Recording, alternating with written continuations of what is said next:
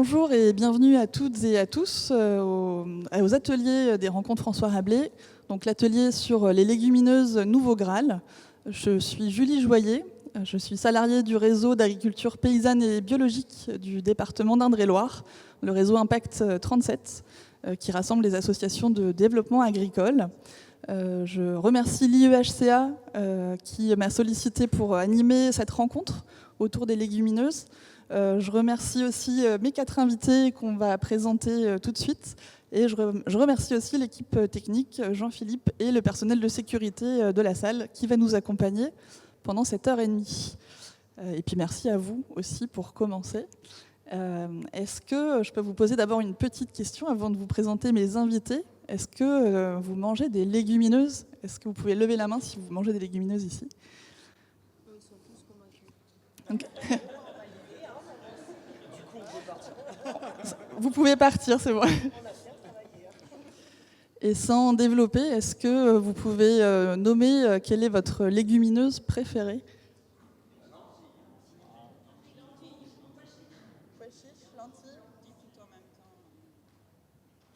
Eh bien, lentilles. Les haricots? C'est haricots blancs, madame a dit. Les lingots, c'est... Pois cassés. J'ai beaucoup entendu lentilles. Et en effet, c'est la plus grosse vente de légumineuses en France. C'est 50% des ventes de légumineuses en 2020. Donc lentilles, puis ensuite les haricots. Donc mes 4 invités d'aujourd'hui. Donc François-Xavier Bie, qui est professeur de cuisine à l'école Ferrandi à Paris. Magali Savaton, qui est agricultrice, qui est éleveuse, qui est productrice de céréales et de légumineuses, de la ferme de la Thibaudière à Courcouët, près de Richelieu et Chinon. Ensuite, Isabelle Maître, qui est enseignante-chercheuse en agroalimentaire à l'ESA, École supérieure d'agriculture d'Angers. Et puis Vanessa Gilbert, qui est diététicienne. Merci à tous les 4 d'être présents aujourd'hui. Pour commencer, et pour que vous puissiez un peu, pour qu'on puisse se situer, je vais vous proposer chacun et chacune de prendre la parole pour vous présenter en quelques mots. François-Xavier, si on commence par ordre alphabétique, c'est toi le premier. Bonjour à tous et à toutes. François-Xavier Bie, donc je suis enseignant en cuisine à l'école Ferrandi Paris. J'enseigne à des premières années. Je trouve que c'est hyper important la première année parce que c'est où on apprend toutes les bases de la cuisine, à la fois théorique mais aussi pratique. Donc voilà, je suis heureux d'être là et parler avec vous des légumineuses. J'ai eu la chance en fait de travailler sur un projet, enfin je travaille sur un projet national avec Isabelle qu'on vous présentera tout à l'heure et sur les légumineuses.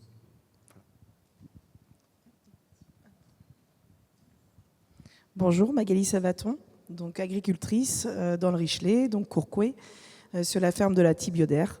Donc nous, on a une ferme qui fait 137 hectares, complètement en bio, pour certaines terres depuis 50 ans. Nous avons 2 élevages, un de bovins viandins de porc et également de la grande culture, donc céréales, légumineuses, tout ce qui est fourrage pour les animaux, etc. Voilà, des transformations à la ferme.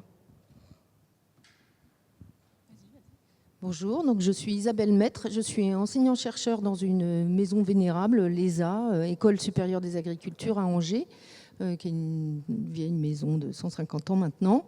J'ai la chance de travailler dans ma partie recherche dans une unité de recherche qui travaille sur l'aliment, mais qui aussi collabore beaucoup avec les agronomes qui s'intéressent à la production. Donc voilà, je suis là probablement aussi parce que je gère un projet de recherche appliquée qui a été financé par France 2030 ANR et qui vise à la valorisation gastronomique des légumes secs depuis l'assiette jusqu'au champ. Donc moi je m'appelle Vanessa Gilbert, je suis le 2e produit local de cette table ronde. Je suis diététicienne, nutritionniste. Je suis également praticienne en shiatsu, ce qui a son importance dans ma pratique. C'est-à-dire que je vais m'occuper de la question de l'alimentation et de la digestion d'un bout à l'autre, c'est-à-dire de ce qu'on mange, mais aussi comment c'est utilisé par le corps. Que dire d'autre? Je fais ce métier-là depuis plus de 25 ans. J'ai fait ce métier-là parce que je trouvais ça quand même assez extraordinaire de se dire qu'on pouvait se soigner, être et rester en bonne santé en mangeant. C'est quand même le truc le plus ultra de la vie, quoi. Voilà. Et ça mène toujours. Merci. Le titre de cet atelier, les légumineuses Nouveau Graal, ça est un titre qui m'a été proposé par l'IEHCA. Donc je suis allée revoir un petit peu la définition du Graal pour poser les bases.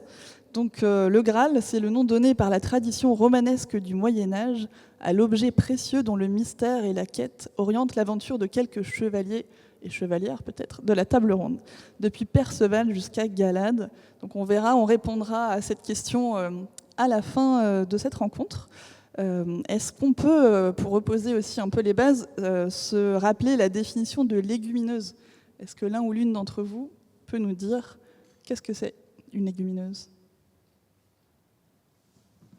Je vais commencer, mais les légumineuses, d'un point de vue botanique, ce sont des plantes à gousses. Ça couvre une large famille dont on ne consomme pas tout en alimentation humaine.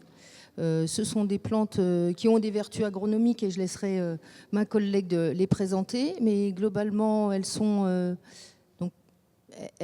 riches en protéines. Elles peuvent être aussi riches en huile, mais nous, on s'intéresse plutôt aux légumes secs qui comprennent pois chiches, haricots, lentilles, fèves.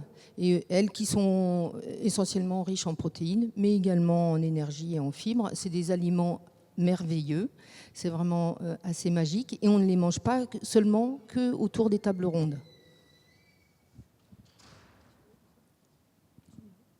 Est-ce qu'on peut peut-être expliquer qu'il y a 2 types de légumineuses ? Il y a celles qu'on mange en tant qu'être humain et puis d'autres qu'on donne plutôt aux animaux ? Oui, alors effectivement, il y a toutes sortes de légumineuses. On en connaît quelques-unes dans nos assiettes, donc celles que tu viens de citer. Et puis après, nous, en agricole, on en utilise beaucoup d'autres, comme la luzerne, les trèfles, le lupin, on a la minette, on a beaucoup de plantes qui vont servir à nourrir les animaux. On peut penser aussi au soja pour les protéines. On peut penser, il n'y a pas que celles que l'on retrouve dans notre assiette. Dans les assolements et dans les champs, on en trouve sous toutes les formes, aussi bien en gousses, mais vont être aussi consommées en verte, en plante. Voilà. Donc ça comprend les protéagineux, les oléagineux, les légumes secs et les légumes à cosses, comme les petits pois par exemple. Au niveau nutritionnel, en fait, c'est une catégorie un petit peu particulière parce que, en fait, elles ont plusieurs avantages.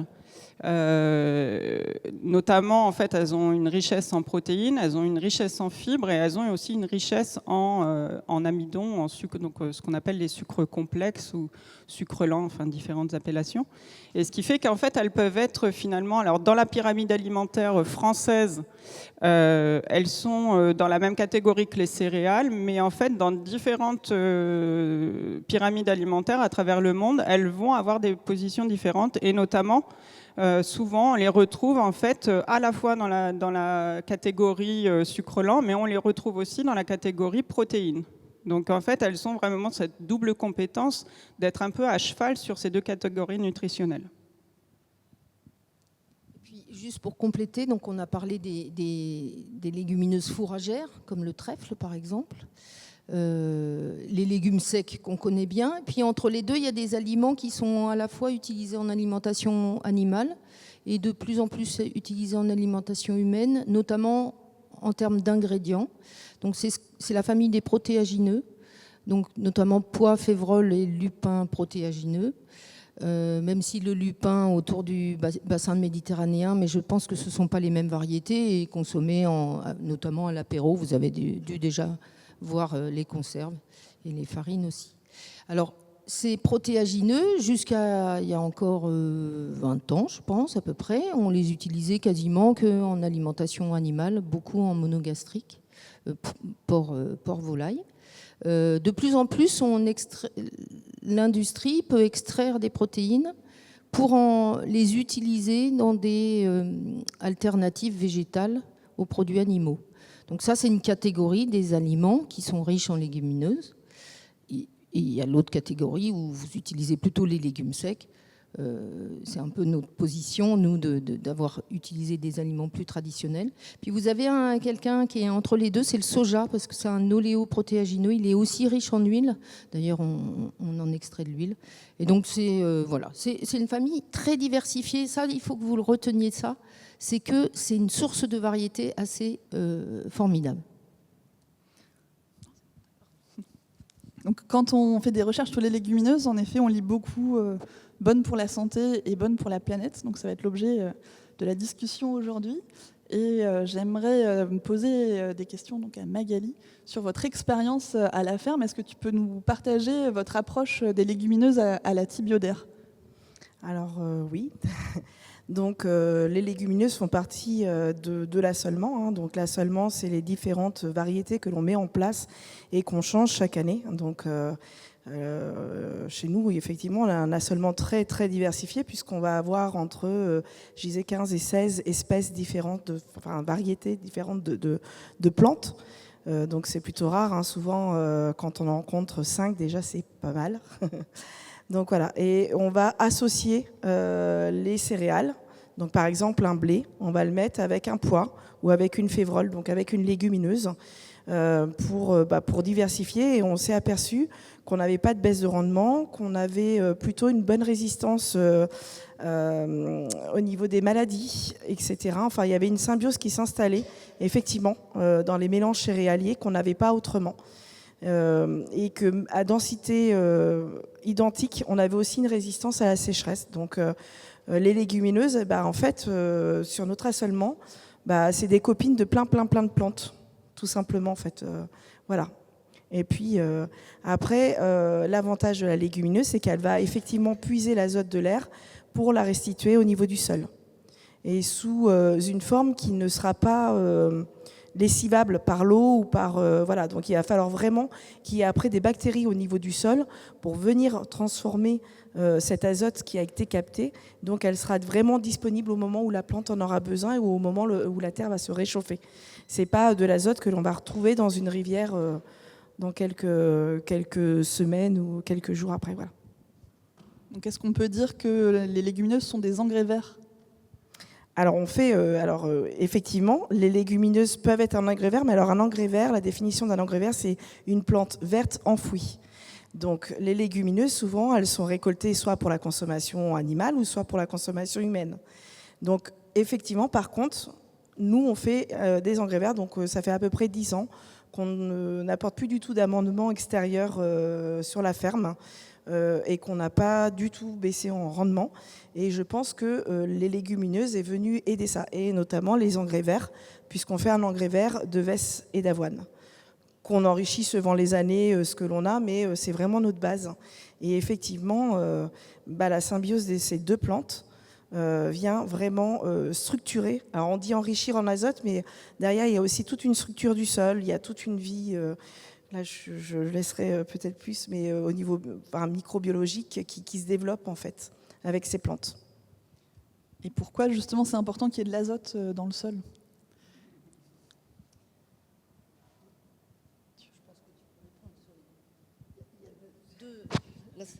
Pardon. Ça commence à devenir limite de compétence, mais il y a 2 engrais principaux, l'azote et le potassium, qu'on apporte aux plantes, sans compter, et qui permettent de les nourrir. Donc historiquement, c'était apporté avec le fumier, les engrais d'origine animale. C'était des exploitations fort bien faites, et j'imagine que la vôtre, c'est pareil, où finalement, ce qui sortait de l'étable était utilisé pour enrichir les cultures. Ceux qui pratiquent de la culture en potager le savent bien. Voilà. Et donc l'azote est habituellement apporté via des engrais qu'on achète à l'extérieur. Et le fait de ne pas dépendre d'apports extérieurs, c'est très intéressant, et notamment sur le plan environnemental.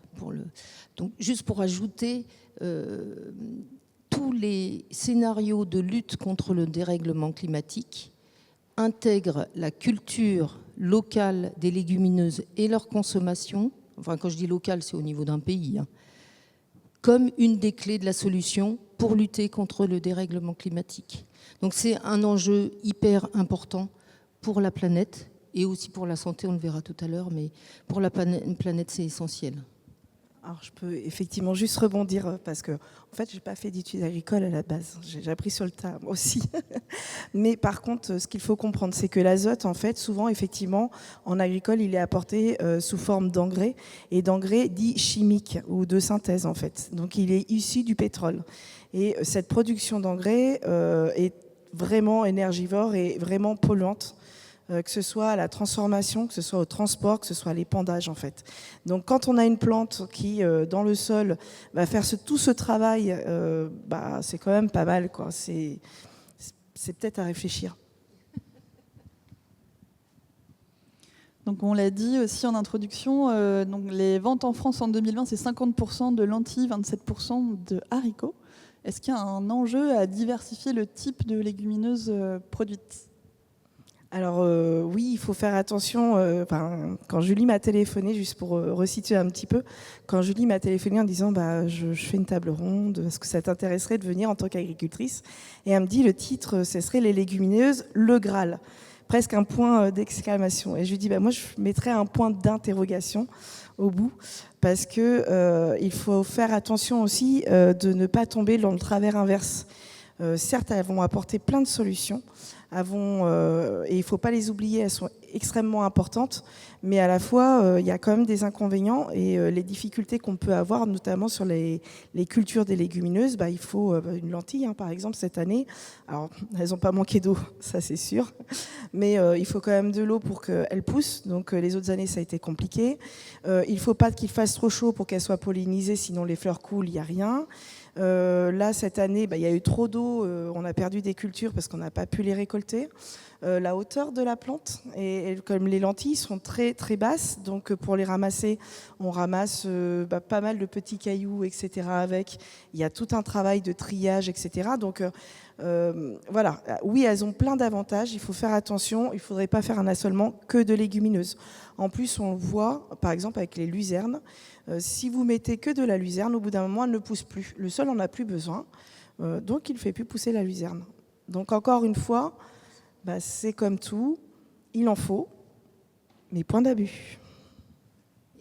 Et peut-être pour compléter aussi, effectivement, un des enjeux, il y a beaucoup de verrous. En fait, si on parle autant de légumineuses, alors qu'on sait que c'est important pour la planète, pour la santé, etc., c'est que ce n'est pas du tout évident de faire augmenter à la fois la production française et la consommation, et notamment au niveau de la production, comme tu le disais très bien, les rendements sont très aléatoires, donc les revenus des agriculteurs sur ces cultures-là ne sont pas garantis, et on ne peut pas faire porter au maillon agricole toute la responsabilité de la production des légumineuses. Et elle souffre aussi du fait que par rapport aux grandes cultures comme les céréales, le tournesol, etc., il y a eu très peu de recherche technique vraiment sur ces cultures-là. Donc on a 40 ans de retard par rapport aux céréales et il est urgent d'apporter des solutions pour que effectivement les rendements soient un peu plus garantis. Elles sont très sensibles aux aléas climatiques. Avec le dérèglement, c'est quand même pas facile. Donc il y a vraiment à ce maillon-là de la production un gros enjeu de sécurisation des revenus des producteurs. En faisant les recherches pour préparer cet atelier, j'ai découvert qu'il existait une fédération nationale des légumes secs. Je ne sais pas si vous la connaissiez, vous, de votre côté. Sur la page d'accueil du site internet, on voit des légumineuses en super-héroïne avec des masques et des capes. C'est une fédération qui a été fondée en 1945 et on dit qu'elle représente les acteurs intervenant après la culture. Et elle rassemble 24 entreprises du secteur, dont Bonduelle, Vivien Paille, etc. Il y a carrément un kit pédagogique à destination des enfants. Et on nous dit que l'objectif est de représenter les légumineuses et les membres auprès des instances publiques. Est-ce qu'on peut dire que c'est un lobby pour les légumineuses ? Alors, je ne sais pas si... la fédération, elle fait partie d'une interprofession qui s'appelle Terre Univia, qui regroupe tous les maillons de la filière, qui se bat avec... mais il faut imaginer que la production de légumineuses par rapport à la production de céréales, par exemple, c'est beaucoup plus petit. Donc, effectivement, il y a des actions collectives pour faire bouger les choses. un lobby, j'imagine que dès qu'il y a action collective, on peut qualifier ça de lobby, mais ce n'est pas un lobby super puissant non plus. Mais même si les super-héros sur leur page d'accueil sont vraiment chouettes. Je ne sais pas si vous l'avez déjà consulté, mais ils ont l'image est pas mal. Alors, juste une petite expérience dans de personnifier en fait les légumes, les fruits, les céréales, machin de ça. Alors, ça amuse beaucoup les enfants, sauf qu'en fait, il y en a plein qui après ne veulent pas les manger parce qu'ils sont tellement sympathiques qu'on ne va pas les manger. Donc, en fait, il y a quand même un biais cognitif à utiliser ce genre d'image. C'est peut-être très sympa visuellement parlant, mais c'est pas hyper efficace pour inciter la consommation. Je ne sais pas si je dirais lobby, mais il y a un moment donné, si on veut que les choses se développent, on sait qu'au niveau de l'agricole, on ne va pas pouvoir capter tout, même si je suis une fervente défenseur du direct, vu ce que je pratique. Mais moi, ce que je vois aussi, c'est que je ne sais pas si tous les agriculteurs déjà ont envie de faire de la vente directe. Donc on a besoin aussi de ces filières qui soient un peu plus grosses. Après, je pense que pour ne pas tomber dans le travers, c'est du revenu qu'il faut qu'on parle et qu'on sécurise. Et voilà. Mais je pense qu'on a parfois besoin de ce genre de choses. Tout comme le fait qu'en 2016, l'Assemblée générale des Nations unies a proclamé le 10 février la journée internationale des légumineuses. Est-ce que c'est intéressant, ce type de communication ? Déjà, est-ce que vous saviez qu'il y avait une journée des légumineuses ? Je pense que ça peut être intéressant pour faire des actions un peu coup de poing, pour mettre le projecteur sur ce produit, ou cette action comme par exemple la journée de la gastronomie. Voilà. Mais encore une fois, il faut que ça soit, je pense, réfléchi intelligemment avec les bons acteurs comme les chefs de cuisine, avec les producteurs et qu'on travaille ensemble en fait. Il ne faut pas travailler chacun de son côté. Ce que je regrette peut-être un petit peu dans ces actions, on veut tous travailler dans le bon sens, mais on ne travaille pas ensemble. Et je pense que c'est plus long, du coup. Donc je vous propose qu'on passe aussi à l'aspect culinaire, puisque tu avais la parole, François-Xavier. Est-ce que tu peux nous dire en termes gustatifs comment tu qualifierais le goût des légumineuses et leur texture ? Alors, il y a vraiment plusieurs goûts c'est vraiment différent. D'une, selon la variété, même dans une des graines, si je prends par exemple le haricot, un haricot blanc, en fait, on va avoir plusieurs variétés, plusieurs goûts, et la cuisson qu'on va apporter du coup à ce produit va énormément différencier au niveau du goût, qu'on le toast ou qu'on le poche, voilà, il y a plusieurs choses, plusieurs approches qui vont être différentes. Dans le projet Jack, donc, comme le haricot magique, hein, le projet Jack, on a eu la chance en fait de travailler des lots de différents agriculteurs et de réfléchir en fait à des modes de cuisson, des techniques, des assaisonnements, des préparations qui allaient être différentes, oui et non, mais pour essayer de rendre un peu plus sexy en fait cette graine. On n'a rien inventé, hein, parce que quand vous regardez dans le guide culinaire d'Escoffier, il y a des recettes de légumineuses, cuisine de référence, c'est la même chose. Il y a plein d'ouvrages en ce sens. Nous, ce qu'on a juste essayé de faire, c'est des fois de reprendre une recette dite traditionnelle et la remettre un petit peu au goût du jour. Alors, on avait aussi souvent tendance à donner un côté un peu asiatique à la légumineuse, avec des bouillons, avec les algues, avec les choses comme ça. On s'est rendu compte lors des différents testings que ça revenait très souvent et c'est pas ce qu'on cherchait en fait. On cherchait vraiment à se différencier et à rendre attrayant en fait ces recettes avec l'équipe de cuisiniers avec qui on était et ça a plutôt bien fonctionné. Ça a plutôt bien fonctionné. Ouais. Je pense qu'on a des bons retours au niveau des consommateurs, mais ça c'est dans un autre temps. Donc, tu es professeur. Non, Vanessa. Alors oui, je voudrais juste ajouter quelque chose par rapport à cette question de la cuisine. Je crois qu'il faut quand même que la gastronomie française ait un peu d'humilité. Il y a plein de choses qu'elle sait faire et il y a des choses qu'elle sait moins bien faire. Et notamment la cuisine des légumes secs. Alors c'est pas grave, vraiment, n'en prenez pas ombrage, parce que l'avantage, c'est que le monde est vaste et qu'il y a plein de traditions culinaires qui savent hyper bien faire ça. Et donc, en fait, c'est ça qui est chouette aussi dans la gastronomie, c'est que, en fait, la cuisine, elle a toujours voyagé, elle s'est teintée des influences des uns et des autres. Et les migrations, je fais partie de ces millions de Français qui pensent que les migrations sont une chance pour la France, petite aparté. Et justement, ces migrations, ces mouvements de population, mais aussi les mouvements avec les populations, c'est aussi les produits. C'est-à-dire qu'il ne faut pas oublier que nombre, par exemple, de légumes secs, par exemple tout ce qui est les pois chiches, etc., ça vient en premier lieu de ce qu'on appelle le croissant fertile. Les haricots secs, ça vient en premier lieu de l'Amérique du Sud. Et ça, c'est lié en fait aux différentes migrations qu'il y a eu. Certaines avec une petite teinte colonialiste, on ne va pas se mentir. Mais dans le coup, la cuisine, la gastronomie française actuelle, en tout cas, la gastronomie française actuelle n'est pas celle, à mon sens, qui a le plus de recettes intéressantes dans l'utilisation des légumes secs. Et encore une fois, c'est pas grave parce que la gastronomie française a plein d'autres choses hyper chouettes. Merci. Et donc, oui, je voulais te demander, François-Xavier, tu es professeur en école de cuisine. Comment on aborde les légumineuses en école ? Alors, c'est un produit qui a été souvent relégué à la garniture ou dans les potages. C'est par thématique, hein. Donc vous voyez, dans l'apprentissage d'un cuisinier, on va traiter toutes ces thématiques.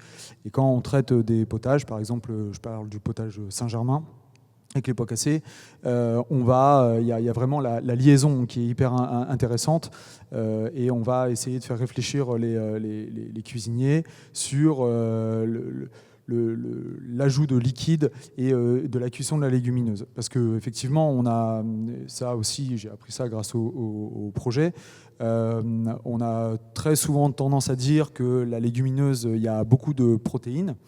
Mais je me suis rendu compte que, et en plus dans la pratique, il y a énormément d'amidon dans les légumineuses et il y en a plus que de protéines.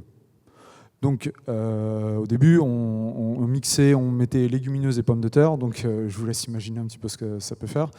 Et bon, on s'est vite rendu compte qu'il ne fallait pas faire ces choses-là. Pour revenir aux écoles hôtelières, je pense... Après, c'est vraiment d'un point de vue très personnel. Je pense que tout ce qui est légumineuses, les légumes, etc., c'est peu mis en avant. Peut-être par tradition française, parce qu'on a l'habitude de travailler les viandes, les poissons, etc. Je pense qu'il y a éventuellement un réel travail à faire de remise en avant de ces produits-là. Et ça va dans le bon sens, parce que le nouveau référentiel, par exemple, du CAP de cuisine, met en avant justement la végétalisation des assiettes et amène les jeunes cuisiniers à réfléchir plus sur ces choses-là. Voilà. Après, je termine là-dessus. Je pense aussi que, alors je suis issu de l'apprentissage, je pense que l'entreprise aussi a réellement son rôle à jouer dans ça. Et on le voit hein, dans les cartes de restaurants. C'est vrai que la légumineuse, qu'elle soit en purée entière ou autre, on la retrouve pas beaucoup. Enfin, on la retrouve, mais c'est vrai que c'est un peu compliqué. Comment ? Oui, c'est plus souvent maintenant. Et je voulais aussi témoigner du fait que sur un plan, dans notre collaboration, les chefs font des recettes et puis nous, on est plutôt dans l'analyse du goût. Et ce qui est hyper intéressant, je parlais de la diversité des légumes secs notamment, c'est que vous avez la possibilité d'avoir vraiment une grande variété de goûts. Vu de loin, alors très honnêtement, c'est vrai que ce sont des produits qui ont des notes aromatiques vertes présentes. Et d'ailleurs, elle se marie bien avec les épices parce qu'effectivement, on n'a pas forcément envie que ce soit dominant dans un plat. Mais les chefs, les travaillant de façon très différente, ils vont être capables de vous présenter une lentille al dente qui n'aura pas du tout le même goût que si elle est cuisinée beaucoup plus longtemps. Et la texture est modifiée. Et sur les haricots, c'est absolument fabuleux. Moi, je suis un peu une fan des haricots, mais vous avez des haricots qui deviennent tellement fondants une fois s'ils sont très cuits. Je parle notamment de la Mojette. On n'est pas angevin pour rien, mais que c'est presque du beurre en fait. Et vous allez avoir des choses très nappantes, très onctueuses, qui peuvent être très gourmandes, très régressives. Et de la même façon, vous avez d'autres haricots qui vont être très intéressants avec leur côté croquant. Donc il y a une diversité de goûts et de textures qu'on peut explorer, qui est vraiment très intéressante. On voit aussi des différences de texture. On connaît bien la lentille corail et la lentille verte. Bon, il faut savoir que la lentille corail, elle est décortiquée, donc forcément, sa tenue à la cuisson elle est décortiquée, pas partout, mais la plupart. Le gros du marché, vous l'achetez décortiquée, donc forcément, la tenue à la cuisson est un peu plus délicate, mais elle est décortiquée parce que sinon, elle ne garde pas cette couleur orange qui est recherchée, dont les fabricants pensent qu'elle est recherchée par les consommateurs. Et il y a vraiment... moi, j'ai beaucoup aimé, je rebondis sur le haricot blanc. On avait créé une gaufrette, un cornet de glace, en fait, à base de farine de haricot blanc. Et le côté toasté, un peu noisette du haricot est vraiment intéressant. Alors, en fait, on est bluffé par... on peut avoir des goûts comme ça qui arrivent et on ne se rendait pas compte du tout en fait qu'on allait arriver sur des choses comme ça. Je pense vraiment qu'on est aux prémices de plein de choses et oui, ça va dans le bon sens. Après, pour revenir sur la thématique de l'atelier, est-ce que c'est le Graal ? Je ne sais pas. On aurait dû prévoir une dégustation aussi. Juste pour compléter au niveau culinaire, en fait, il y a deux axes qu'on ne connaît pas trop. C'est l'utilisation, par exemple, sous forme de farine. Notamment en boulangerie, il y a des axes de développement en fait, qui se font avec des boulangers dans le fait de faire des mix en fait, au niveau farine, à la fois farine céréales, alors souvent en majorité, et en fait d'avoir une partie aussi d'ajout avec des farines de légumes secs. Et c'est à cette occasion notamment la farine de lupin est pas mal utilisée dans ces expériences-là. Donc ça c'est un axe de développement et ce qui fait que en fait l'ajout de cette farine dans le mix de la farine de céréales, la quantité ne fait pas que en fait le goût de la légumineuse va prendre le pas en fait sur la céréale. Donc en fait on a un bénéfice au niveau nutritionnel, notamment on pourra en reparler tout à l'heure, mais la coopération céréales légumes secs c'est vraiment un Graal. Mais on n'a pas l'inconvénient des fois de ce goût-là. Il y a plein de recettes hyper simples. Alors moi, ma recette préférée, c'est ce qu'on appelle la farinata en Italie. On appelle ça la socca dans le sud de la France. On appelait ça le pain des pauvres parce que c'était les ouvriers qui cuisinaient ça. En fait, c'est tout simplement de la farine de pois chiche mélangée avec de l'eau. Et c'est tout. Un peu d'huile, et en fait, vous le faites au four à griller avec oui, il y a de l'huile. Il y a de l'huile aussi. Un peu beaucoup. Et vraiment, mais c'est juste une base d'enfer. Alors, si vous voulez faire des apéros, vous avez 5 minutes, vous faites ça. mais ça marche à chaque fois, quoi. Vos invités, ils vont être retournés. Donc ça, c'est sur l'utilisation des farines. Et l'autre pendant qui n'est pas très connu, c'est l'utilisation dans les desserts, en fait. Donc il y a par exemple une forte tradition au Japon, notamment avec ce qu'on appelle l'anko, qui est une pâte de haricots rouges. Donc les haricots qui sont utilisés, ce sont des haricots azuki.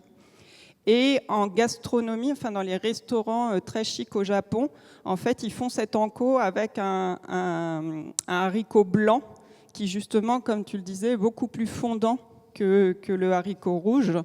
Et en fait, ce sont des pâtes sucrées. Alors l'avantage, c'est que en fait, c'est un peu comme une confiture, sauf qu'on le fait avec des haricots secs.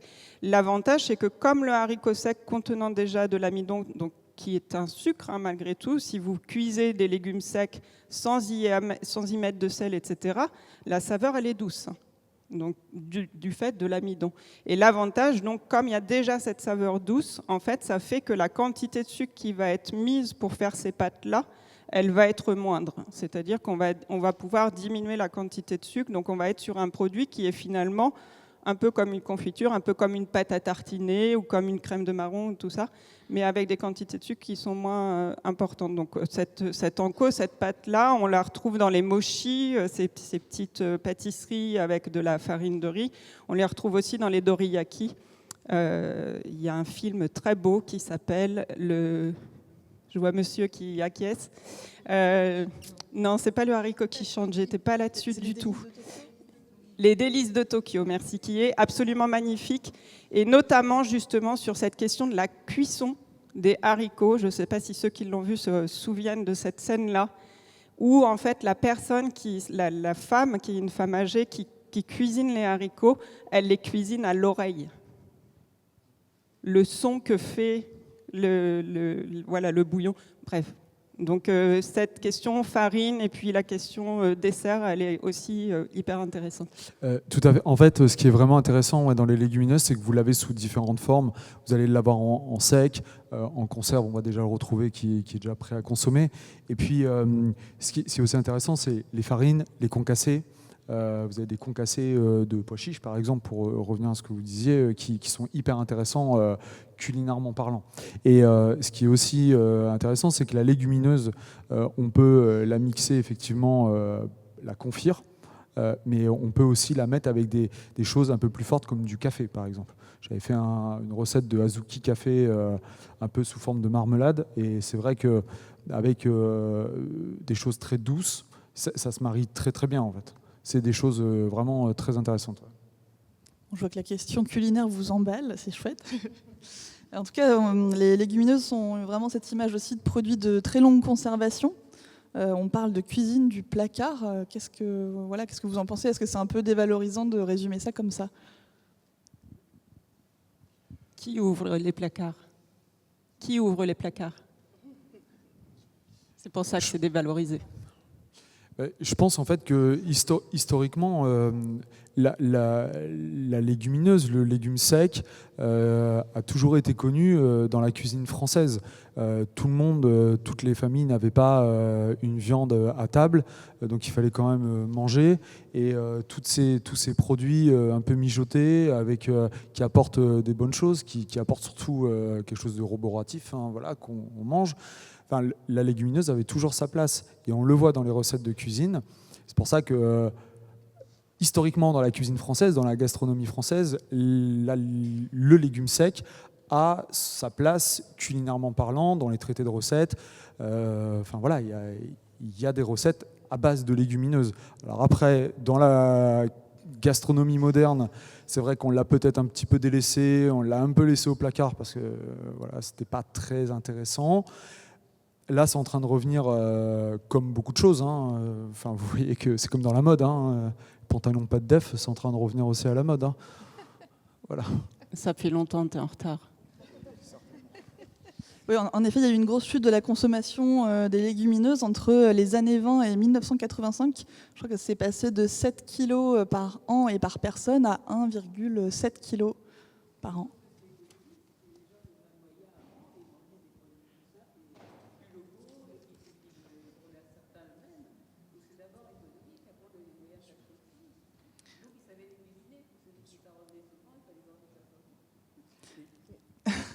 Enfin, juste peut-être effectivement la gastronomie, en fait, quand on voit effectivement, je rejoins complètement Madame, qui effectivement a évolué avec les moyens des gens. Enfin, vous avez tous ce souvenir du saumon qu'on sortait qu'à Noël et aujourd'hui qu'on mange toutes les semaines si on souhaite. Enfin, ou les huîtres, enfin, il y a quand même beaucoup de mets qui aujourd'hui sont passés dans notre alimentation quotidienne et qui ne l'étaient pas du tout il y a encore quelques années. Enfin, quand on parle des boudins blancs, c'était qu'à Noël, c'était que sur les plats de fête. La brioche, on n'en mangeait pas tous les jours si on voulait. Enfin, voilà. Et peut-être effectivement que ces légumineuses, c'était ces plats de base que l'on a perdus parce que en fait, peut-être qu'en montant socialement, on a perdu ces habitudes-là. Puis je pense aussi que les légumineuses, c'était aussi les plats des cantines. Moi, j'ai beaucoup de clients qui redécouvrent par exemple les pois cassés ou les choses comme ça, qui disent mais en fait c'est super bon, mais j'avais le souvenir de la cantine où le pois cassé il n'avait pas de goût, il était fade et que voilà quoi. Donc je pense que les légumineuses ont beaucoup souffert aussi de cette image-là. Et aussi, il y a eu, en termes de temps, ça prend du temps en fait de cuisiner des légumineuses. Alors, si vous prenez des produits secs, il faut minimum une nuit de trempage. Après, on la cuit. Ça dépend quelle recette, mais c'est vrai que ça prend du temps. Alors, il y a des techniques pour avoir une cuisson plutôt correcte, mais c'est quelque chose qui prend du temps. C'est vrai. C'est vrai que c'est de l'anticipation. J'ai un paquet de pois chiches dans mes placards depuis 6 ou 7 ans qui n'a pas bougé. Et l'avantage, c'est que ça ne périt pas. Hein. Enfin, vous avez des boîtes de pois chiches, enfin des pois chiches secs, ça ne périt pas du tout. Oui. Mais c'est vrai que ça prend du temps. Bon, les lentilles, ça prend quand même pas non plus trop de temps. Et puis celles qui sont longues à cuisiner, on les trouve on les trouve en conserve depuis très longtemps. Et notamment aujourd'hui, on trouve des produits origine France en conserve de plus en plus. Alors je vous conseille vraiment de regarder l'origine des matières premières dans vos conserves. Mais bon, c'est un fond de placard. Moi, je trouve que c'est une chance pour pas avoir toujours le temps de beaucoup cuisiner quand j'arrive le soir. Pouvoir faire une salade et prendre une boîte de sardines et une boîte de haricots, ajouter de la salade. Je trouve que c'est... Le fond de placard, c'est plutôt un atout, mais ça dépend de l'image qu'on va lui donner. Et c'est vrai qu'aujourd'hui, les légumes secs ont en France, pour l'instant, c'est en train de changer parce qu'on en parle tellement que ça bouge, une image vieillotte, de produits du pauvre, etc. etc. Bon. Et vous avez aussi des variétés qui sont hyper intéressantes en fait et qui sont vraiment très belles. Et dans une assiette, c'est vraiment très joli. Par exemple, la lentille beluga, c'est vraiment très joli. Vous pouvez la cuisiner. Enfin, moi, on faisait une recette un peu comme le Mont Blanc, vous voyez, le dessert Mont Blanc, avec une marmelade de lentilles beluga. Et ça apporte le côté un peu crème de marron à cette recette qui est incroyable. En plus, vous avez l'impression de manger du caviar parce que c'est très noir, luisant. Le grain est vraiment très joli. Il y a les pois chiches verts qui existent aussi, qui sont super beaux. Enfin, vous mettez ça avec des petits pois quand c'est la saison, avec, je sais pas, un petit fond de volaille. Il faut pas que je pense, que ça soit l'élément principal. Il faut que ça rentre dans un tout. On a souvent tendance à dire oui, il faut manger que ça parce que c'est bon. Bah oui, mais non. Enfin, on peut accompagner ça d'un peu de volaille, un peu de poisson. Enfin, il n'y a pas de problème en fait à mixer l'ensemble en fait. Et on peut le manger juste comme ça aussi. Pour continuer sur l'image des légumineuses, elles sont aussi reconnues par certains signes de qualité.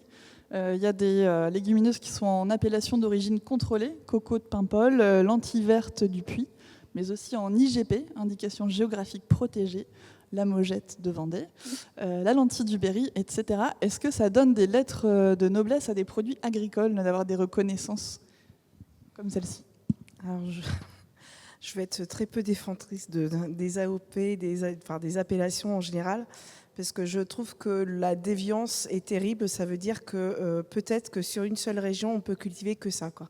Et pour moi, à mon sens, quand je regarde, après ça reste mon avis, mais quand je regarde le paysage agricole en France et quand il y a des appellations, on a tendance à mettre cette appellation de partout, de toutes les sauces.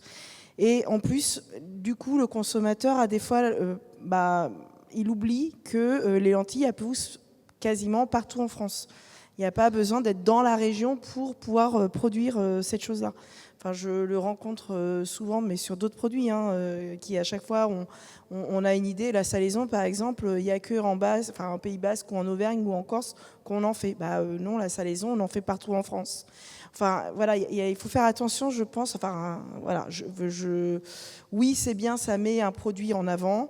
Ça peut mettre une filière en avant et garantir un revenu aux agriculteurs. Il faut faire attention, l'effet peut être pervers au bout. Regardez les vignobles, à partir du moment où il y a une appellation, il n'y a plus que du vignoble. Même sur les ronds-points, j'ai l'habitude de dire. Bon, c'était une boutade. Mais on pousse trop loin peut-être les choses dès qu'on a une appellation, c'est un peu dommage.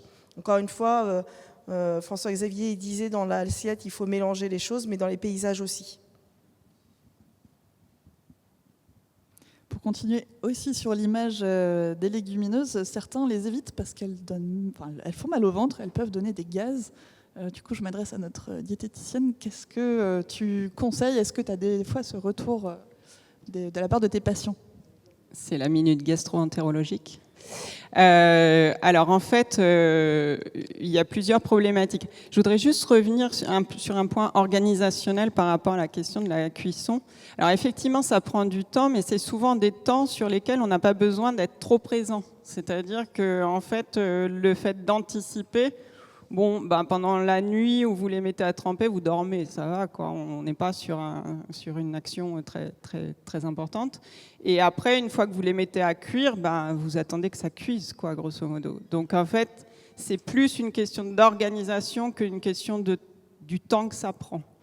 Voilà, ça c'était pour revenir. Donc pour revenir au digestif, il y a plusieurs choses. En fait, effectivement, du fait de leur composition, les légumineuses, elles comportent des fibres, elles comportent aussi des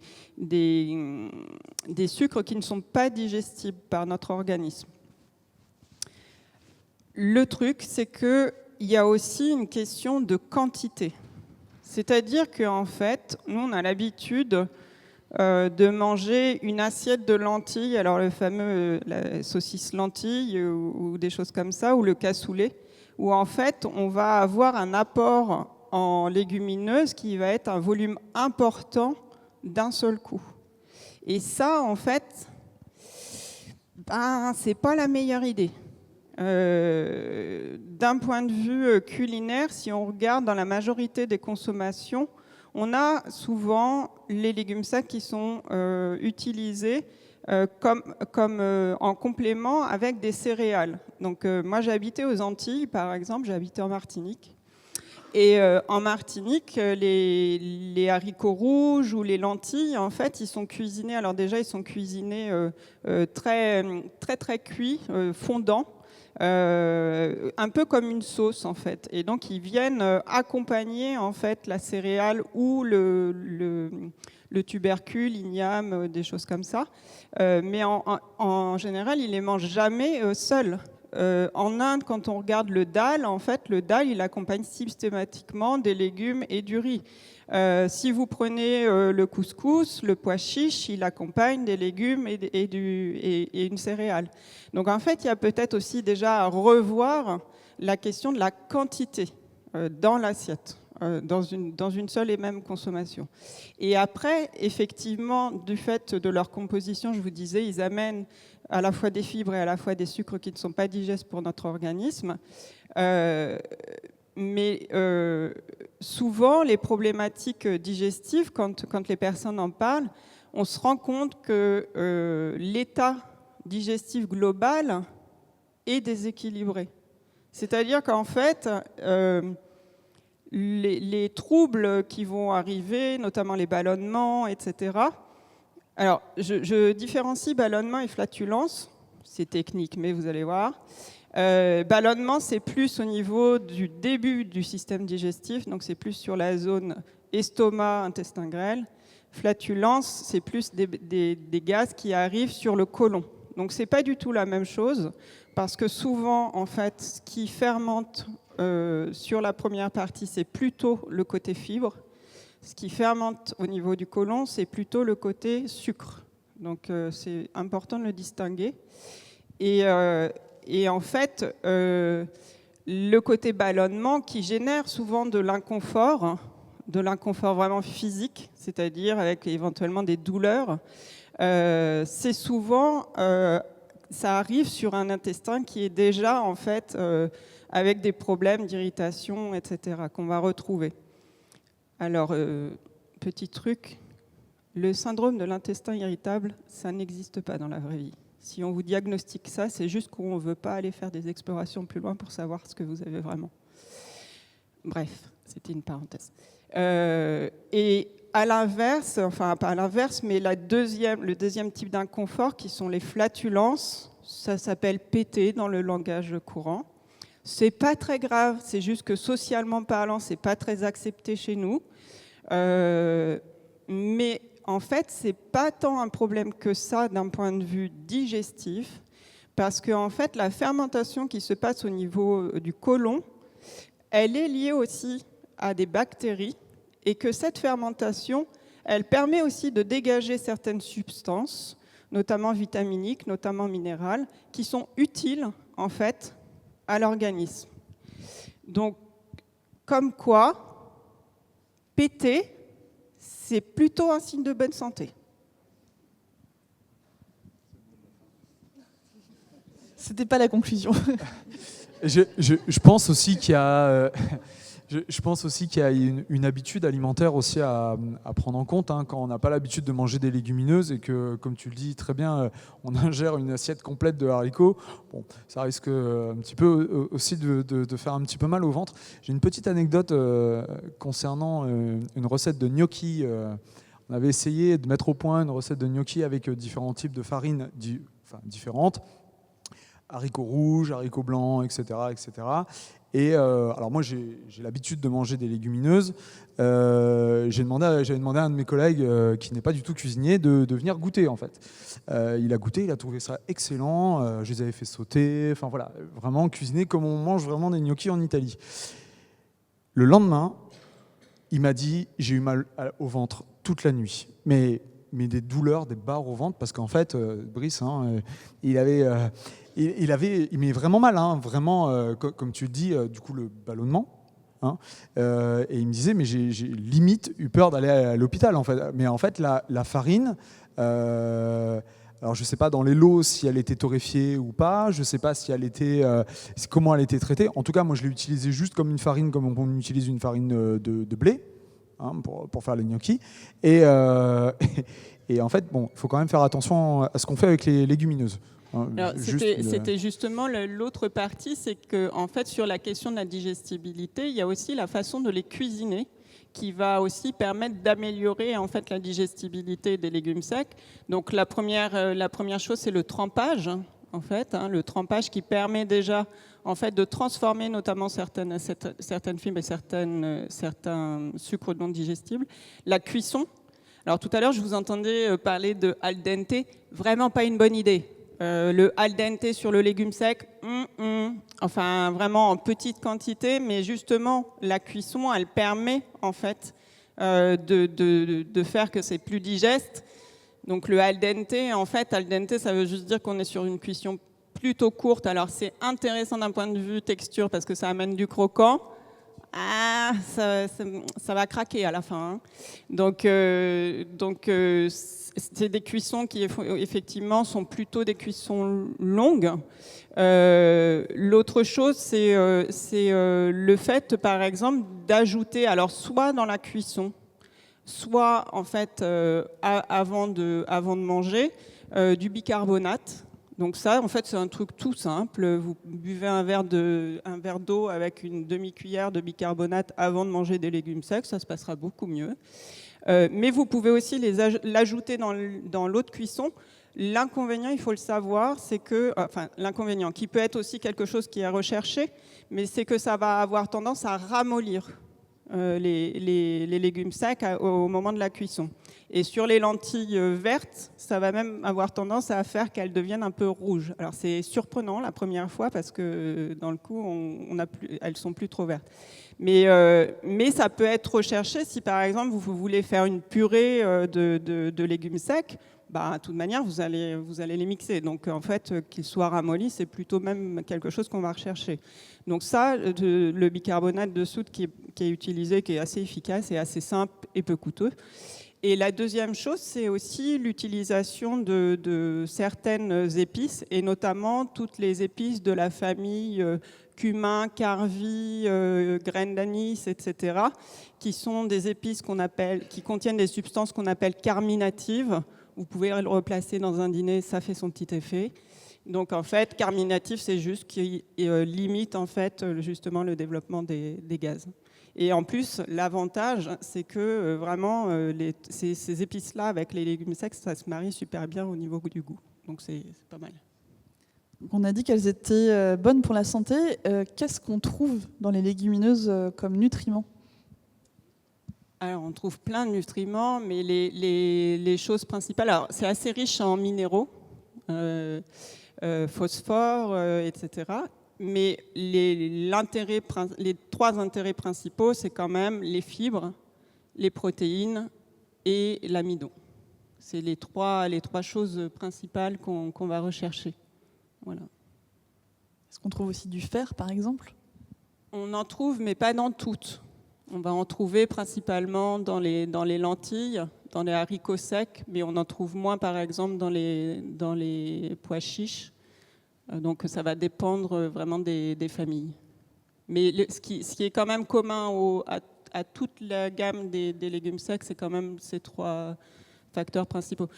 Je dirais que, moi souvent pour donner une image, c'est vraiment, les légumes secs, c'est quand même le meilleur rapport qualité nutritionnelle prix. C'est-à-dire que vraiment, vous faites pas mieux, quoi. Si vous voulez à la fois faire ça coûte pas cher et vous gagnez beaucoup, quoi. Donc justement, c'est aussi, à mon sens, quand on dit que c'est un aliment du pauvre, à mon sens, c'est aussi une richesse. C'est-à-dire que d'en faire justement le fait que c'est riche, en fait, c'est riche et ça fait gagner du temps, de l'argent, de la santé. Ça fait gagner énormément de choses. Pour revenir à cette question de l'aliment du pauvre, il faut savoir aussi que comme certains légumes, en fait, il y a eu aussi beaucoup le marqueur de la période de guerre, parce que comme ce sont des aliments qui se conservent facilement, ça a fait partie aussi des aliments qui étaient beaucoup consommés dans les périodes de guerre. Donc en fait, il y a aussi ça, il y a des marqueurs. Alors, on l'a de moins en moins parce qu'effectivement, de génération en génération, ça s'amenuise, ce marqueur-là, mais ça a quand même été le cas, quoi. Oui.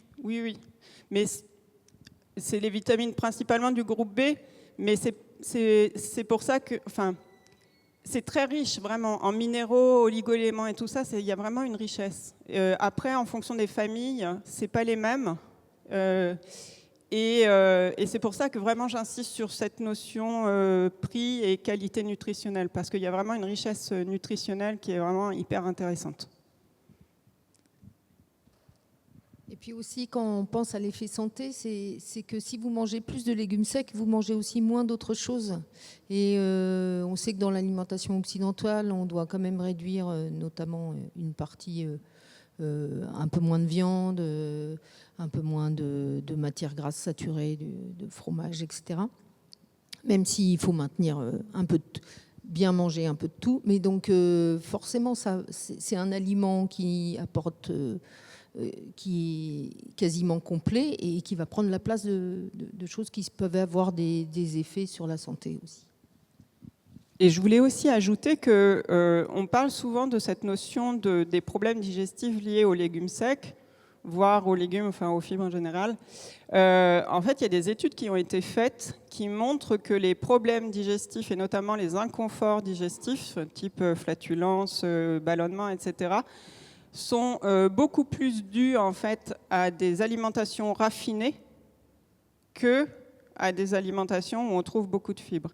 Donc il se peut que potentiellement en mangeant beaucoup de légumes secs, des légumes et tout ça, vous ayez des inconforts digestifs, mais potentiellement vous en aurez encore plus si vous mangez une alimentation raffinée. Donc en fait, dans la balance, voilà, Et notamment, c'est pas. Alors, on parle souvent de l'inconfort digestif, tube digestif, mais il y a aussi, par exemple, les études ont montré que les alimentations raffinées sur l'haleine, bah, pas bon.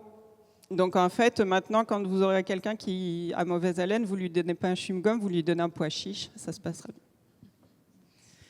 J'ai aussi lu qu'il fallait associer les légumineuses à des céréales pour favoriser l'assimilation. Est-ce que c'est le genre de conseil que tu donnes à tes patients et patientes? Oui, encore une fois, moi j'aime bien, il y a une phrase que j'ai beaucoup aimée d'une femme qui disait partageons nos génies. Et je trouve que ce qui est chouette, c'est que dans les différents modes alimentaires, il y a des idées qu'on va pouvoir prendre en fait, même si, donc là je vais parler par exemple par rapport au végétarisme. Donc il faut savoir quand même que les 3/4 de la population mondiale sont végétariennes, donc on est en minorité, les non-végétariens. Et il faut savoir que cette alimentation-là, en fait, on retrouve, comme je vous le disais tout à l'heure, voilà, le triptyque céréales, légumes secs, légumes verts. En fait, on le retrouve à peu près partout dans le monde. Alors, si on parle plus précisément légumes secs et céréales, c'est parce que, en fait, le profil d'acides aminés essentiels, au niveau des céréales, il en manque certains, et au niveau des légumes secs, il en manque d'autres. Et quand vous les mettez ensemble, hop, il n'y a plus. Ça équilibre en fait, c'est-à-dire que ceux qu'il n'y a pas dans une catégorie vont aller favoriser l'assimilation des autres, vont compléter, et inversement. Et l'avantage, c'est que en fait, cette association, elle n'a pas besoin d'être en quantité 1 pour 1. C'est-à-dire que vous n'êtes pas obligé d'avoir 100 grammes de céréales pour 100 grammes de légumineuses pour avoir cette complémentarité. Donc en fait, c'est vraiment des systèmes de coopération. Ben voilà, hein, plusieurs, on est plus fort. Pour terminer le petit tour d'horizon sur les légumineuses, je voudrais qu'on s'intéresse maintenant au projet Jack. Isabelle, tu es enseignante-chercheuse à l'ESA, comme on l'a dit au tout début. Donc Jack, j'ai vu que ça voulait dire « Just adopt pulses from cook to fork ». Bon, j'ai pas travaillé mon accent avant de venir, mais est-ce que tu peux nous en dire un petit peu plus sur l'origine de ce projet et sur les objectifs ? Alors, il y a deux origines de ce projet, qui est un projet de recherche assez long, hein, puisqu'on est 5 ans sur ce projet. Il est dans sa 2e année, fin de 2e année. Il y a 2 origines. La première, c'est que dans les enjeux de plus produire et plus consommer de légumineuses en France, il y a clairement des enjeux de filière qui sont importants. Donc, tu le disais, tous les agriculteurs ne peuvent pas faire de la vente directe, notamment ceux qui sont loin des agglomérations, ils n'ont pas forcément leur clientèle sous la main. Et puis, il y a plein de citadins qui ont besoin d'aller au supermarché. Enfin, on ne va pas opposer les filières les unes contre les autres. Donc, il y a des enjeux de filière très forts, des enjeux de produire là où on peut trier, là où on peut après mettre dans des paquets. Alors, est-ce que c'est 1 kilo pour le consommateur? Est-ce que c'est 15 kilos pour la cantine? Est-ce que c'est 100 kilos pour le... Bon, bref, des verrous, il y en a un petit peu dans toute la filière. On a aussi constaté qu'il y avait quand même eu très peu de travaux sur la qualité intrinsèque des légumes secs et notamment sur leur qualité culinaire. Ça a été assez peu travaillé. On ne s'est pas expliqué à travers la composition de l'aliment pourquoi une lentille, certains lots vont cuire en 17 minutes et puis d'autres auront besoin de 25 minutes, voire 30 minutes pour avoir le même niveau de texture. Donc on ne savait pas grand-chose. Et puis j'ai eu, j'avoue, un choc émotionnel en tant qu'enseignante. C'était pendant le confinement et il se trouve qu'à Angers, on travaille dans le cadre du campus de la gastronomie avec les enseignants culinaires de la CCI et nous, chercheurs plutôt en sciences des aliments. Et on était associés pour organiser les rencontres francophones des légumineuses qui devaient avoir lieu à Angers, qui se sont tenues en virtuel. Mais enfin, toujours est-il qu'on a mis nos étudiants, donc les étudiants en cuisine, les étudiants ingénieurs chez nous, tous à travailler sur la valorisation de légumes secs. Et j'ai eu la chance donc, de participer à une dégustation où les étudiants nous ont présenté un repas complet à base de légumes secs, de la muse-bouche au dessert, de type Top Chef. Là, je faisais partie du jury, alors on était hyper distanciés parce que c'était le Covid, évidemment. Et là, je me suis dit, mais là, oui, alors ça, c'est quand même hyper loin du dalle de lentilles, de la saucisse lentille, de tout ce que je connais. Et ça explore vraiment des fonctions culinaires que je n'avais pas soupçonnées. Parce que les étudiants, ils sont créatifs, ils n'ont pas trop de freins et ils se sont lancés dans une aventure comme ça. Alors, ce n'était pas parfait, ça ne valait pas une étoile Michelin, mais c'était vraiment très innovant. Et donc, de cette collaboration-là, on s'est dit, on va essayer d'identifier les qualités, dans cette diversité de légumes secs, quelles sont les qualités. Alors, on a 16 partenaires, hein, ça va avec des chefs, notamment l'Institut LIFE, qui était avant l'Institut Paul Bocuse et la CCI du Maine-et-Loire. Et puis ça remonte à la CAPL, qui est une coopérative de producteurs.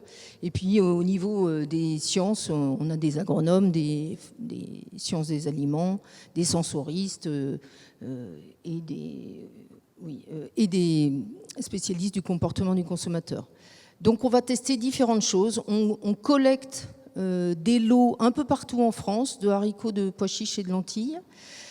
On va les caractériser d'un point de vue de la production, itinéraire technique, le terroir, les conditions pédoclimatiques, les variétés. On va analyser ces lots-là, donc constater leur diversité. On va les travailler en mesurant leurs fonctions culinaires. Et puis, ces fonctions culinaires, elles ont été identifiées grâce au travail créatif des chefs. Donc, merci François-Xavier, mais ils sont toute une équipe qui ont créé presque une petite centaine de recettes différentes, tous azimuts, en essayant vraiment de mettre en valeur des fonctionnalités différentes. Donc, quand je parle de fonctionnalité, c'est la capacité à faire une pâte brisée, par exemple, ou la capacité à faire une graine qui va se transformer facilement en une purée, ou au contraire, la capacité à avoir une graine qui se tient. Vous voyez, c'est ça, une capacité culinaire. Et donc, de cette diversité de recettes, on s'est dit quand même, est-ce que les consommateurs, quand ils sont exposés à des choses très gourmandes, et qu'on les accompagne en les informant sur les légumes secs, est-ce qu'ils changent de comportement? Donc on a aussi un travail qui se fait plus donc, à l'aval pour mesurer l'impact d'une exposition positive ou gourmande ou gastronomique des deux consommateurs, donc sous la forme d'une étude très, très cadrée, puisque c'est de la recherche. Et on va mesurer l'évolution des comportements. Et l'idée, en fait, c'est un peu ce qu'on a pu vivre avec, je vais me tromper sûrement, mais l'expérience du fondant au chocolat de Michel Brasse, mais je ne sais pas si c'était un fondant ou le moelleux, enfin bref. Il y a certaines recettes qui sont parties de la gastronomie et qui sont arrivées maintenant dans quasiment tous les restaurants et puis dans les cuisines des consommateurs.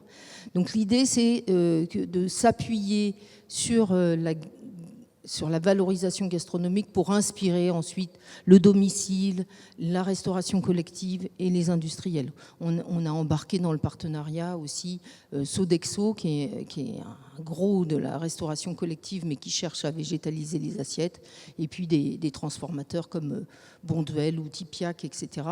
Donc pour que ça diffuse, et puis ça n'a pas du tout l'ambition de résoudre tous les problèmes de la filière, mais c'est une approche qu'on a choisie et on a eu, quand le projet a été reviewé, on nous a dit mais pourquoi vous inspirez pas des cuisines du monde? Parce qu'en fait, les cuisines du monde, elles sont en train de ruisseler, elles font le job. On l'a vu tout à l'heure hein, dans la table ronde, donc c'est en train d'arriver. Mais il n'empêche que la gastronomie française, elle avait besoin probablement de se saisir de ce sujet pour inventer des choses. Ça se fait chez certains grands chefs, mais pas tant que ça encore. Ça n'a pas beaucoup diffusé chez les traiteurs, etc. Donc voilà, on compte là-dessus. On espère que ça sera une impulsion au-delà des résultats scientifiques qu'on obtiendra. En tout cas, c'est vrai que c'est original parce que moi, j'ai plutôt l'habitude de lire de la fourche à la fourchette. Donc là, de partir de l'assiette pour revenir à la ferme, ça m'a interpellée en effet en préparant cet atelier. Et j'ai aussi bien aimé l'expression que tu utilises dans la petite vidéo de présentation du projet Jack. C'est pour un réenchantement des légumes secs. Merci. Oui, ça c'est vraiment l'idée, parce qu'en fait moi ça me fait tellement un effet waouh de voir travailler les chefs quand on leur donne une matière. Alors ils appellent ça un produit. Moi un produit c'est souvent à la sortie.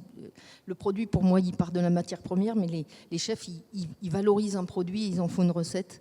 Et franchement les voir travailler c'est du pur plaisir. Il y a une créativité et on les a en plus un peu contraints parce que souvent, les chefs travaillent plutôt individuellement, et c'est ce qui s'est passé. Mais ensuite, ils ont été mis en équipe avec leur propre culture et entourés des scientifiques ou des industriels qui ont essayé pas de les challenger, mais plutôt de s'émerveiller aussi de ce travail et de les pousser à aller plus loin. Et ça a été une spirale très vertueuse dans ce travail collectif. Et ce qui a été aussi un peu compliqué, c'est que en fait, en cuisine, on a un certain vocabulaire qui n'est pas le même que les scientifiques. Et le fait de travailler avec des scientifiques sur la même thématique, mais pas avec, par exemple, le produit ou la fiche technique. Une fiche technique en cuisine, voilà, on sait ce que c'est. Pour des chercheurs, c'est pas du tout la même chose, en fait. Donc on a dû apprendre aussi les uns des autres à travailler ensemble et c'est vrai que, enfin en tout cas personnellement, moi dans ma pratique ça m'a fait évoluer et réfléchir autrement quand je vois un produit ou un lot, ou, enfin voilà, d'avoir une autre approche en fait vraiment du produit.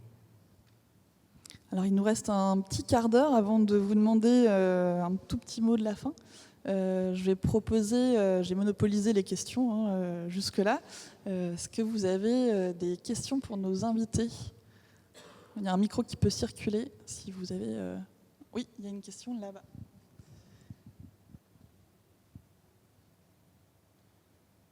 Bonjour. J'avais une question sur l'usage des légumineuses, notamment sur l'aquafaba, qui peut permettre de remplacer souvent le lactose sur les régimes sans, puisque ça prend la place de l'œuf et notamment du blanc d'œuf qu'on peut monter en neige. Et moi, j'ai eu assisté très récemment là-dessus. Et c'est vrai que c'est assez bluffant le résultat blanc qu'on arrive à avoir avec les résidus, si je peux entendre parler ainsi, de l'exudat de boîte de conserve de ces légumineuses. Et je voudrais savoir ce que vous en pensiez d'un point de vue culinaire et d'un point de vue diététique, puisque moi j'ai un angle de qualiticienne hygiéniste et je me retrouve à la croisée de vos chemins. Alors culinairement, on connaît tous, je pense, la mousse au chocolat montée avec l'aquafaba. Moi, j'aime bien le goût en fait qu'on a dedans. Alors je suis assez puriste sur la mousse au chocolat parce que je trouve qu'une mousse au chocolat... Enfin voilà, je suis très puriste sur la recette, mais je pense que c'est une bonne approche. Après, en manger tout le temps avec l'aquafaba, nutritionnellement, je ne sais pas trop ce que ça fait au niveau... Enfin, je ne sais pas, mais en tout cas, le goût est vraiment sympa. J'ai essayé j'avais mis au point une guimauve salée, du coup, salé sucré avec la betterave, et du coup monté à l'aquafaba. Et ça tient plutôt bien en fait. Ça tient plutôt bien. Voilà, c'est un bon compromis, je pense, à l'utilisation outre du blanc d'œuf en fait. Alors en fait, encore une fois, l'aquafaba c'est quelque chose qui est très connu à travers le monde comme utilisation. Nous on le redécouvre, mais voilà. Une chose qui, notamment justement sur tous les travaux qui ont été faits sur les questions de gaspillage alimentaire, c'est beaucoup arrivé par cet angle-là, parce que nous on a tendance à jeter beaucoup de choses. Et en fait, il y a de plus en plus au niveau gastronomique, je pense que voilà, cet axe effectivement de travail, comment on réutilise les choses. Et donc l'aquafaba, tout simplement, c'est l'eau de cuisson Hein. Donc celle principalement dans les conserves, celle aussi qu'on fait soi-même, mais dans le coup, quand vous récupérez l'eau de cuisson à la maison, ça demande aussi préalablement de doser la quantité d'eau par rapport à la quantité de légumes secs que vous allez mettre, parce que sinon, si vous avez si vous mettez beaucoup d'eau, en fait, vous allez avoir une quantité, une eau de cuisson qui va être très liquide, et en fait, vous pourrez toujours chercher à faire de l'aquafaba, ça ne marchera pas. L'aquafaba, c'est quoi? Donc, c'est l'eau de cuisson, mais c'est surtout en fait les protéines en fait de la légumineuse qui ont été dans l'eau de cuisson. Donc, c'est pour ça que vous obtenez en fait une capacité d'émulsification, comme peut l'être le blanc d'œuf avec les protéines du blanc d'œuf. Donc en fait, il y a une capacité d'émulsification, mais en aucun cas, en fait, on peut comparer ça d'un point de vue nutritionnel à un blanc d'œuf. Donc il faut faire attention quand même à cette question de remplacer les choses par d'autres. Non, en fait, ça ne remplace pas. Ça a des compétences, effectivement, de par la présence de protéines, à une émulsification, mais ça n'a pas la richesse en protéines que peut avoir un blanc d'œuf. Donc, mais par contre, effectivement, comme je le disais tout à l'heure, partageons nos génies, c'est effectivement dans les cuisines, la cuisine par exemple végane, au niveau technique, moi je trouve qu'il y a des trucs de dingue quoi en fait à apprendre, et on le retrouve justement dans les cuisines végétariennes et dans la cuisine végane, beaucoup d'utilisation effectivement de l'aquafaba. Alors aquafaba, c'est les pois chiches, mais en fait, on peut le faire avec éventuellement d'autres légumineuses, en sachant que le pois chiche a quand même une richesse en protéines qui est plus intéressante. C'est pour ça que ça marche mieux. Est-ce qu'il y a une autre question ou réaction? Monsieur. Bonjour. Moi, j'avais deux questions. Une qui était, est-ce que c'est utile d'enlever la peau des pois chiches? Parce que souvent, on me demande ça, on me dit, voilà, est-ce qu'il faut enlever la peau? Est-ce que ça améliore la digestibilité des pois chiches? Et j'avais une autre petite question. Est-ce que vous avez des recettes de légumineuses à nous conseiller pour les enfants? Alors, concernant la peau des pois chiches, moi, je préconise de la retirer parce que déjà, au niveau goût, c'est meilleur. Enfin, je trouve que sous la dent, c'est comme le petit pois en fait. Hein, quand on retire toutes les peaux des petits pois et que vous servez des petits pois, enfin, c'est vraiment, c'est autre chose. Alors c'est du travail, hein, mais c'est vraiment autre chose. Pour les enfants, il y a beaucoup de recettes qui pourraient être intéressantes.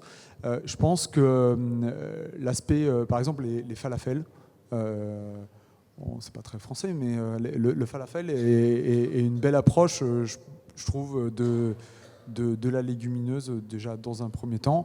Après, peut-être aussi les enfants, leur faire remanger des potages.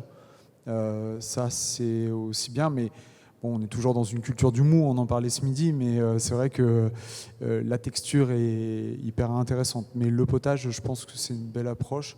Alors, manger des potages aux enfants. Et il y a les purées, oui, aussi. Oui, oui tout à fait. Ouais. Alors, moi, je ne conseille pas d'enlever les peaux. Si on parle d'une question de nutritionnelle et d'un point de vue gaspillage, quand vous enlevez la peau, vous enlevez quand même beaucoup d'éléments nutritifs et notamment les fibres. Effectivement, là où je rejoins, effectivement, c'est que en enlevant la peau, vous changez en fait la texture. C'est-à-dire que effectivement, vous allez avoir une texture plus lisse, etc. Moi, je fais partie de la team qui aime bien mâcher. Donc, j'aime bien quand il y a de la mâche, comme on dit.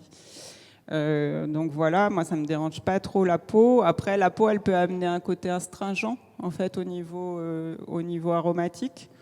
Mais c'est l'astringence, l'amertume, c'est aussi important à apprendre comme éducation dans l'éducation sensorielle, puisque c'est en fait au niveau digestif, C'est une des saveurs qui est la moins représentée dans l'alimentation. Or, en fait, ça a une importance hyper grande dans le système digestif et notamment au niveau du fonctionnement de la vésicule biliaire. Donc, je dirais, si vous faites un repas à Noël, que vous voulez épater vos amis et que vous avez du temps, enlevez les pots. Pour le reste du temps, laissez-la. Et pour les enfants, alors j'ai toujours un peu de mal à répondre à ces questions parce que pourquoi il faudrait faire des recettes pour les enfants? En fait, moi j'ai beaucoup travaillé avec les enfants. Souvent, le plus gros frein pour les enfants, c'est les parents. Alors après, supprimer la peau des pois chiches, d'accord. Supprimer les parents, ça va être plus compliqué.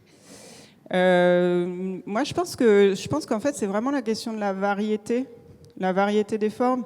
Tout à l'heure, je ne l'ai pas dit, mais justement, quand je parlais de la notion des quantités, c'est ça qui est chouette en fait avec les légumes secs, c'est qu'en fait, on va les mettre à plein d'endroits. Des fois, on va les voir, des fois, on va pas les voir.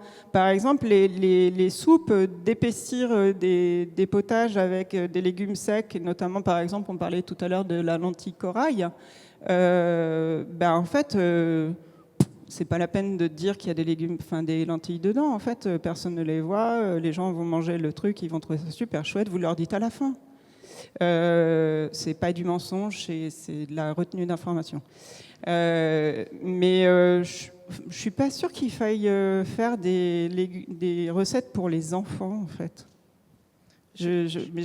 J'en ai pas d'enfants, donc voilà. Mais dans mon travail en général, j'ai jamais fait ça.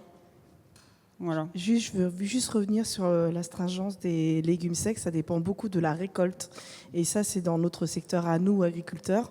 Il faut savoir que souvent, les récoltes sont récoltées plus ou moins mûres et sont séchées artificiellement après dans les silos. Alors, soit pour des conditions climatiques, soit pour des raisons tout simplement de calendrier, parce que l'organisme stockeur, il prend jusqu'à telle période, donc c'est mûr, c'est pas mûr, on y va, on ramasse et on sèche artificiellement après les graines.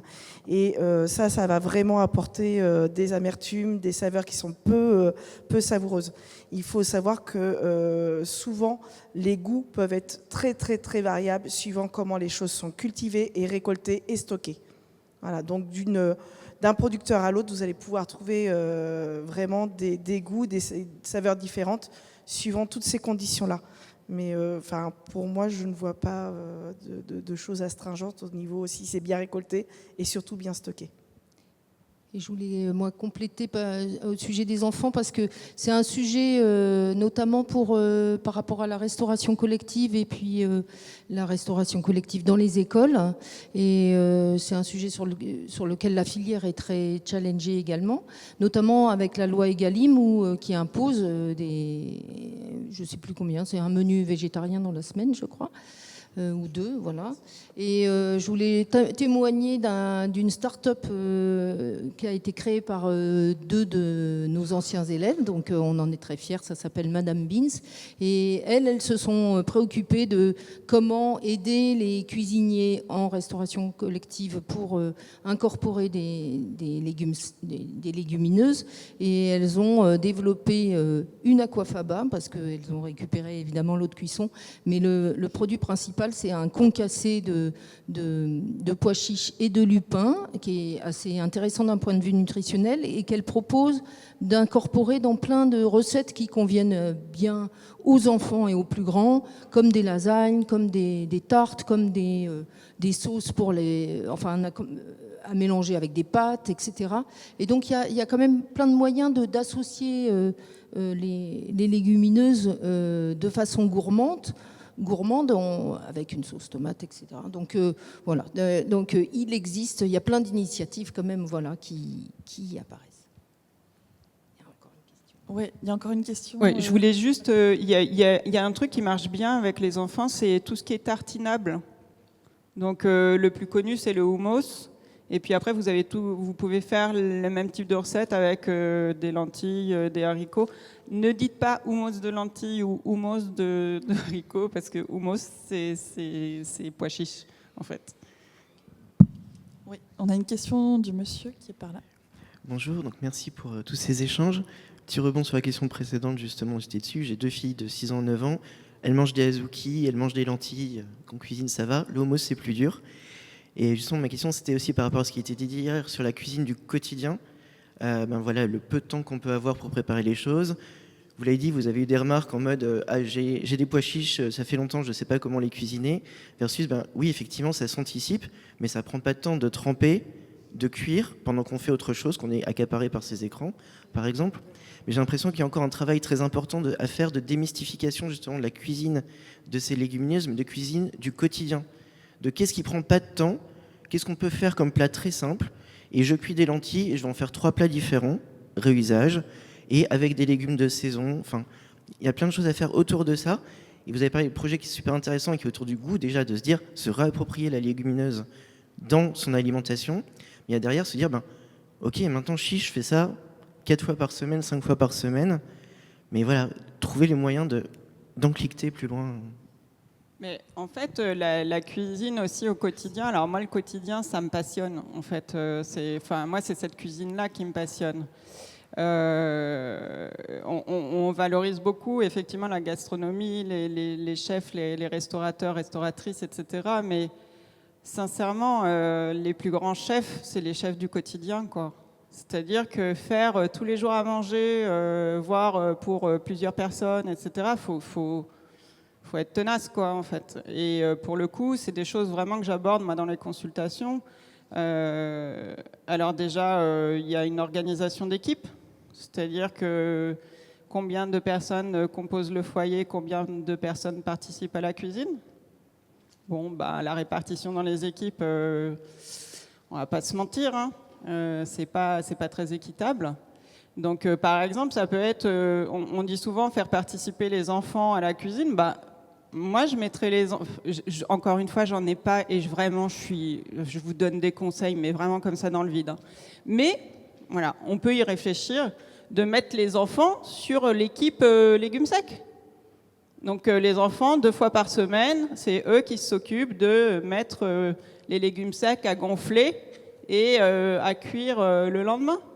C'est pas, je veux dire, au niveau temps, on les mobilise pas beaucoup, hein. Mais voilà, ils participent. Donc il y a effectivement ça, et la question de l'organisation de la cuisine au quotidien, c'est effectivement une anticipation. Cuisiner tous les jours, enfin devoir réfléchir tous les jours, cuisiner tous les jours, franchement, vous avez raison de démissionner. Hein. Dans les consultations, on travaille beaucoup sur les questions d'organisation, de comment on organise.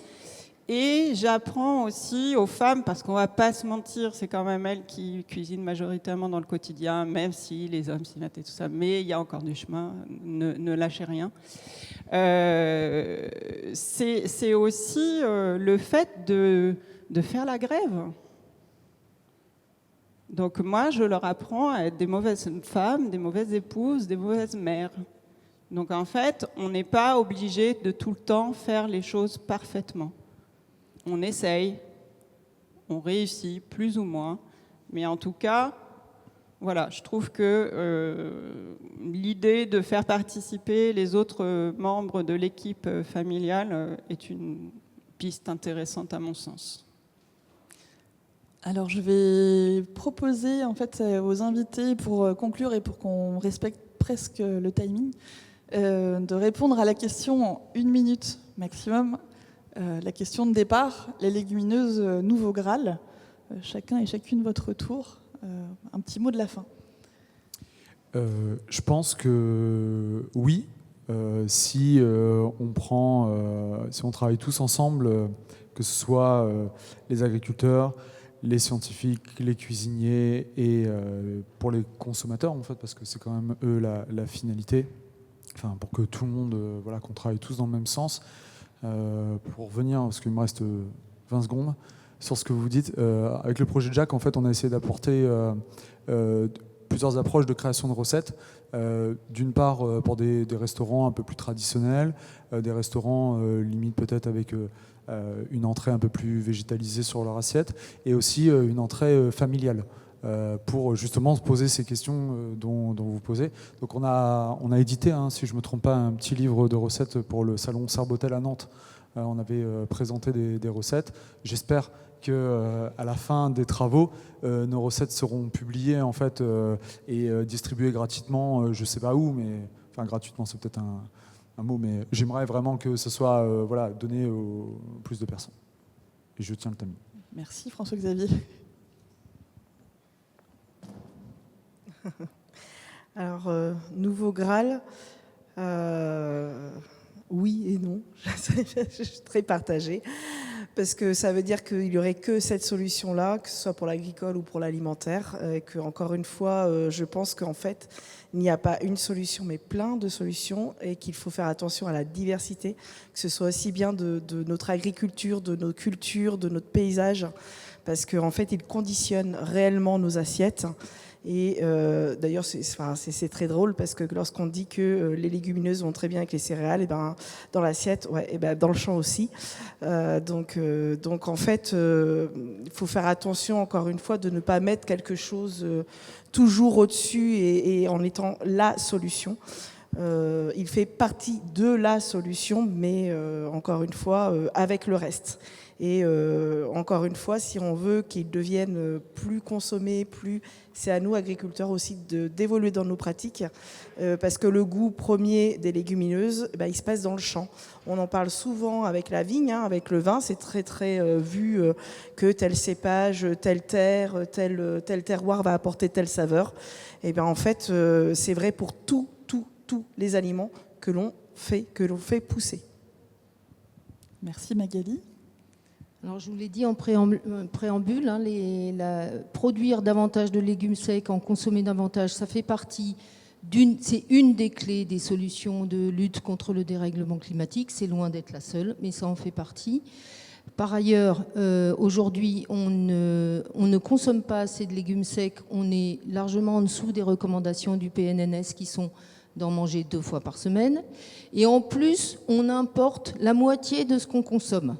Donc en production, on est loin du compte. Donc ce qu'on vise, c'est effectivement produire plus, consommer plus, tous les moyens qui vont nous aider, et il y a un plan protéines au niveau France qui travaille là-dessus, vont aider à atteindre cet objectif. Mais il est quand même assez ambitieux. Merci Isabelle. Nouveau Graal, nouveau non. Graal, pas plus que ça. Je rejoindrai Magali effectivement sur ce qu'elle disait. Juste faire en sorte que ça fasse partie de la diversité alimentaire. Et que si on parle de questions de protéines, ces protéines animales qui sont arrivées en force dans notre alimentation, c'est pas si vieux que ça. Et dans le coup, que la viande fasse un petit peu plus de place au végétal, et ça se passera bien. Eh bien, merci encore à tous les 4. Merci à vous d'avoir suivi cet atelier. Merci à l'IEHCA de nous avoir fait nous rencontrer aujourd'hui. Et merci à l'équipe technique de la salle.